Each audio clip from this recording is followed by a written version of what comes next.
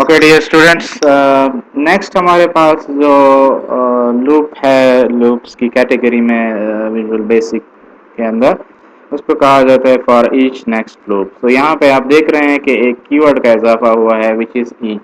अच्छा, for loop के अंदर आपको क्या करना पड़ता है? आपको स्टार्टिंग वैल्यू, एंडिंग वैल्यू और स्टेप जो है वो बताना पड़ता है। This for each loop next loop is very very simpler than the for loop, क्योंकि इसमें आपको ना तो स्टार्टिंग वैल्यू बतानी पड़ती है, ना ही एंडिंग वैल्यू बतानी पड़ती है और ना ही स्टेप के बारे में बताना पड़ता है। तो आपको क्या करना पड़ता है?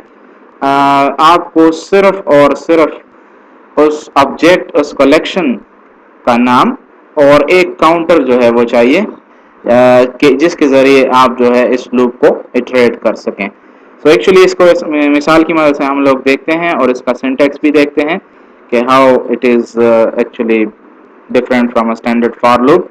ओके, यहाँ पे इन्होंने जो एग्जांपल दी हुई है that is actually also there in the program code, और ये आपको बिहाइंड दिस फोर्थ बटन जो है इसका कोड जो है वो मिल जाएगा। ओवर हियर वी हैव, अगर यहाँ पे हम लोग चले जाएं तो हमारे पास this fourth button for each is actually having the code of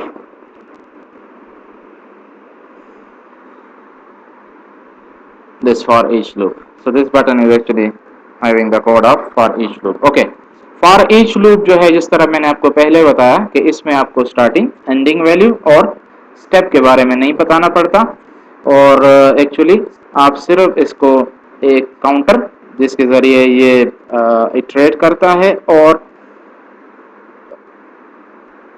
इसके साथ ही आप इसको एक जो है कलेक्शन के बारे में बताते हैं। फॉर एग्जांपल, अगर आपने एरेज पे काम करना है, arrays is a type of collection. Collection means जिसमें हमारे पास ज्यादा एलिमेंट्स हो।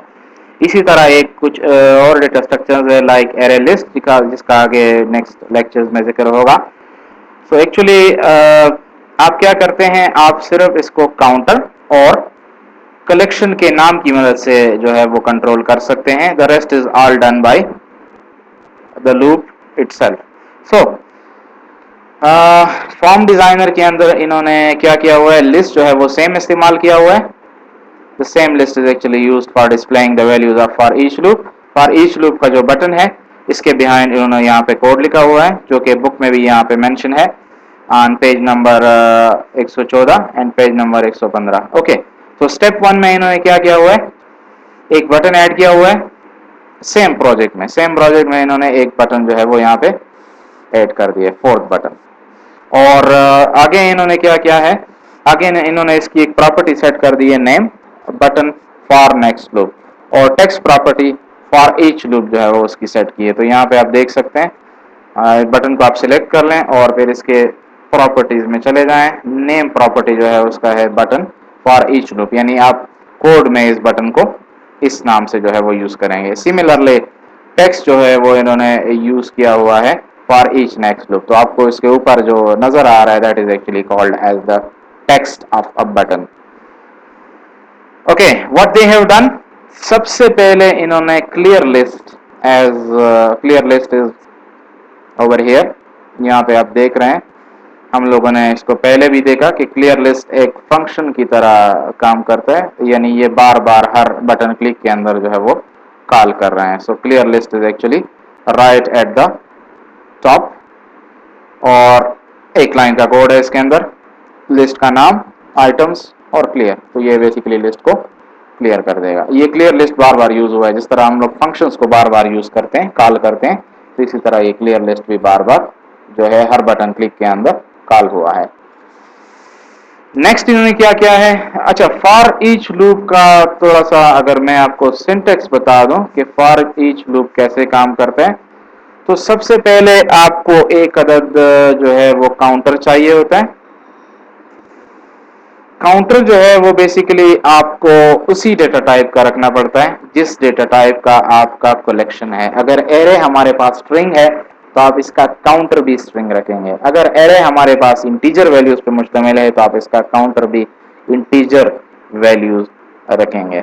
सो फॉर एग्जांपल आप फॉर का लफ्ज लगाएंगे, फॉर ईच लगाएंगे, और फिर काउंटर, लेट्स से मैं कहता हूं item, item is our counter name, as का कीवर्ड होगा, ये काउंटर को देखिए हम लोग यहां पे डिक्लेयर कर रहे हैं एज इंटीजर इन, और इन के बाद आपका कलेक्शन आएगा। लेट्स से मैं यहां पे एक एरे, इन माई एरे, तो फॉर ईच का कीवर्ड है, फिर हमारे पास काउंटर का नाम है, एज का कीवर्ड है और काउंटर का डेटा टाइप है, इन का कीवर्ड है, इन इज अनदर कीवर्ड, ये यहां पे हमारे पास एक कीवर्ड का इजाफा हुआ है, और माई एरे वो कलेक्शन है, वो वैल्यूज हैं जो आपने इटरेट करनी है, जिसको आपने एक्सेस करना है यूजिंग लूप, और लास्ट में आपके पास होगा नेक्स्ट। इसकी बॉडी में बेसिकली आप you can work with any type of code जो कि आप रिपीट करना चाहते हैं, जो कि आप इटरेट करना चाहते हैं। So what is the difference? For each no starting no ending value, just the name of the counter and the data type of the counter, जो कि वही होना चाहिए जो आपके कलेक्शन यानी वैल्यूज का डेटा टाइप है, और इनका कीवर्ड होना चाहिए, और नेक्स्ट आपका आखिर में लगेगा। तो अब हम इसको एक प्रोग्राम की मदद से समझते हैं जो इन्होंने किताब में दिया हुआ है, बड़ा इंटरेस्टिंग प्रोग्राम है, that is actually to iterate और show the list of folders and files in a hard drive के किसी ड्राइव में, लेट्स से सी ड्राइव है या डी ड्राइव है, ई ड्राइव है, इसमें आप फाइल्स और फोल्डर जो है वो शो करना चाहते हैं अपने लिस्ट बॉक्स में, तो उसका कोड उन्होंने यहाँ पे दिया हुआ है। सो एक्चुअली फॉर ईच यहाँ पे इन्होंने लगाया है सबसे पहले फॉर ईच का कीवर्ड,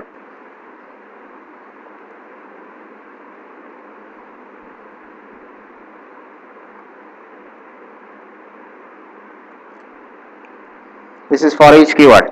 फिर आगे इन्होंने, जिस तरह मैंने आपको बताया कि इस प्रोग्राम में क्या हो रहा है, इस प्रोग्राम में सी ड्राइव में फोल्डर्स और फाइल्स जो है वो हम शो कर रहे हैं।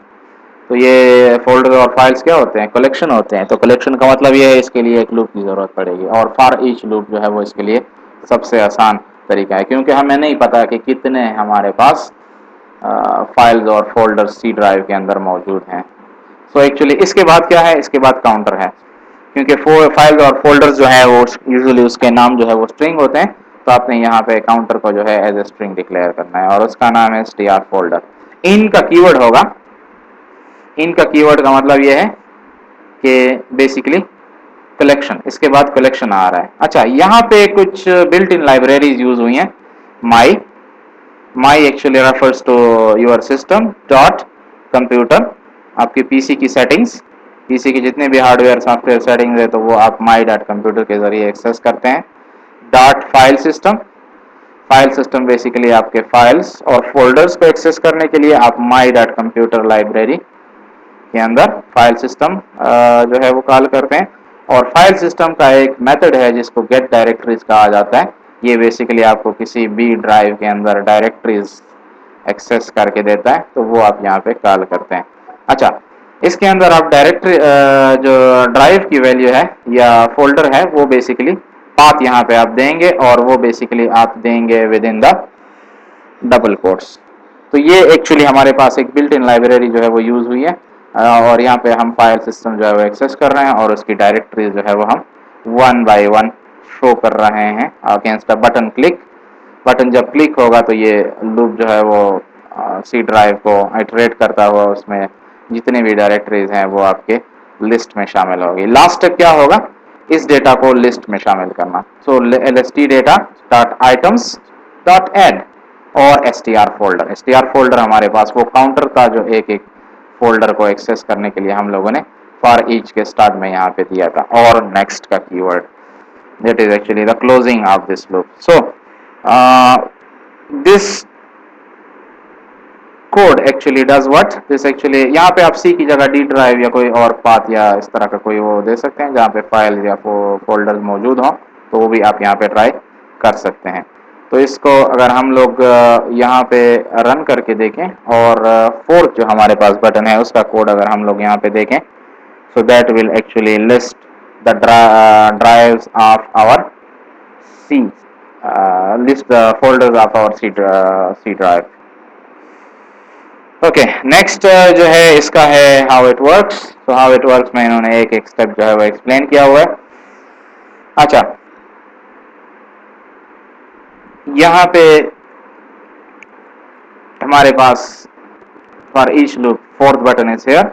इस पर जब आप क्लिक करेंगे तो लिस्ट बॉक्स में हमारे पास सी ड्राइव, जो कि हम लोगों ने वहाँ पे बताया है कि सी ड्राइव के जो है हमारे पास फोल्डर्स हैं वो शो कर दे, तो यहाँ पे शो हो रहे हैं। आप किसी और ड्राइव के फोल्डर भी यहाँ पे बेसिकली शो कर सकते हैं। So this is actually for each loop which is very very easier to work with than a standard for loop, क्योंकि इसमें आपको स्टार्टिंग वैल्यू, एंडिंग वैल्यू और स्टेप के बारे में नहीं बताना पड़ता। जस्ट एक काउंटर इस्तेमाल करते हुए आपने कलेक्शन या जो आपने लिस्ट ऑफ वैल्यूज है उसके बारे में सिर्फ बताना होता है।